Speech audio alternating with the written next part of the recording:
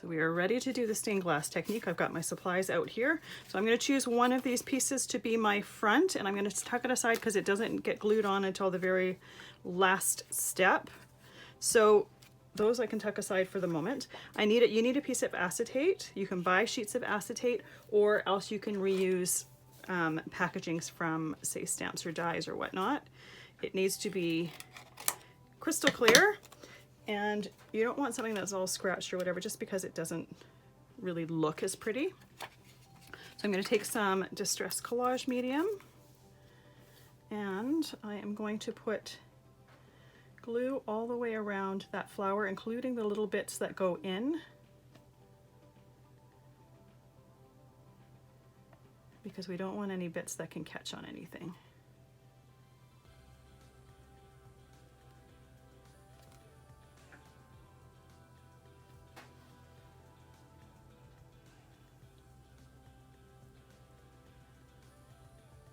There we go, and then I'm going to put a line down there for the side. And how wide was this? All right, I'm going to put a line down here for the side. Just want to make sure that it sticks really, really well.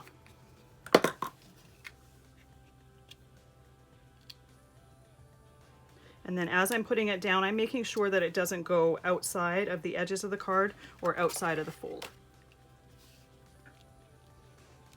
All right, so this next step, I actually don't need to wait for it to dry. It's just coloring the acetate where the flower is. And I'm going to put a piece of paper underneath this just so you can see the color that's going down a little bit better. Now I'm using Copic markers, which are an alcohol marker, which works perfectly on acetate. The one thing though is it does kind of leave streak marks, which for this is absolutely perfect. I find if you do it really quickly before the ink dries, it tends to be a little bit more forgiving. But for this particular design, it just looks like petals. So I actually really like it for this design. When we get to some of the other cards, I'll show you how to work it so that it's a little bit less streaky. Smaller areas are also going to be more forgiving. There we go. So that is colored. That's as simple as I'm going to color it. You could go detail and do darker and lighter colors, but because the focus here is the stained glass part, I didn't want to make the flower too complicated, as well as the fact that it's a simple design.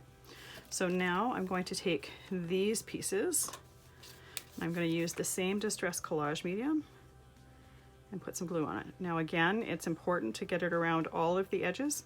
We're kind of creating a little bit of a dam around the edge of the die cut and the piece of acetate. And it's going to make a little bit more sense when we get to the next part. We're going to put some glossy accents in order to fill that area, make it glossy and make it look like stained glass.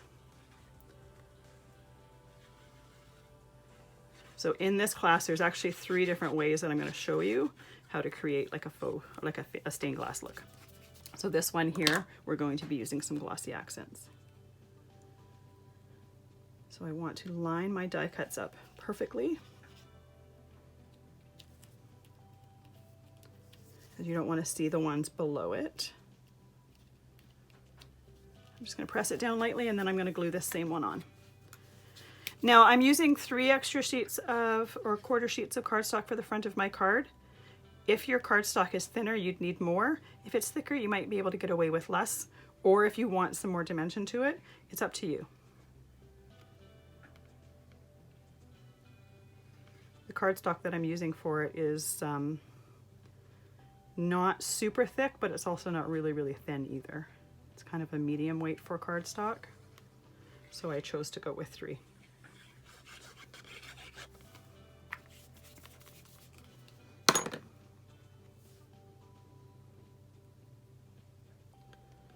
All right, again, lining it up perfectly. And then those little bits that stick in tend to need to have a little bit of help being pressed down. I'm going to put an acrylic block on it just for a moment, just to help hold it down while it is glued in place. So I'm going to use some glossy accents here. I just have a small bottle of it. Excuse me.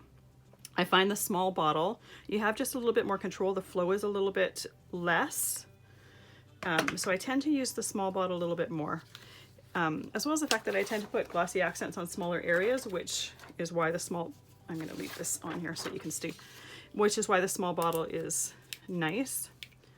If you tend to do a lot of really large areas, you might find a bigger bottle a little bit more handy. So the reason that we didn't put all 3 of those quarter fold pieces on here is while I'm putting this glossy accents on, if some of it happens to go over the edge, it's going to look a little bit sloppy. By leaving that last piece on, I'm just doing the glossy accents, letting it completely dry, and then we will put that cover piece on so it stays pristine. I find with this, no matter how hard you try, like I got a little bit that went over the edge there, it's going to go over the edge. And especially down these, down the stem is a little bit harder. And this particular bottle was plugged, so I had to use something to unplug it. So I actually have a little slice up the tip of my bottle, which makes the glossy accents actually go out the side of it a little bit. So I'm having a little bit harder time controlling exactly where it goes. But because we leave that top part off, it's not going to matter. All of this, anything that happens to go over here is going to be completely hidden. Now, I didn't get any bubbles as I was taking my glossy accents out, but if by chance you do happen to get a bubble in there, you just take a needle or a thumbtack and just poke the bubble till it pops. I store my glossy accents tip down so that it's always right at the tip, so that I don't have to move it to get my glossy accents flowing, and I find that I rarely get bubbles by doing that. So now that the glossy accents is in here, this needs to completely dry before we move on to the next step.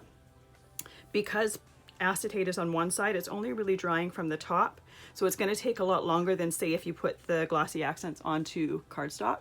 So it might need to dry completely overnight. I know the other mediums absolutely do. This one here, I will keep an eye on it throughout the day, and once it's ready, I'll film the last part, and then I will update you with how long I had to wait for it to completely dry, so you have a little bit better gauge. One thing I forgot, I'm going to put some stickles in the center of the flower, just to give it some more definition, and that way you can tell a little bit better where that center is, and then that can dry with the glossy accents. So I'll see you back when this is completely dry and we can continue on.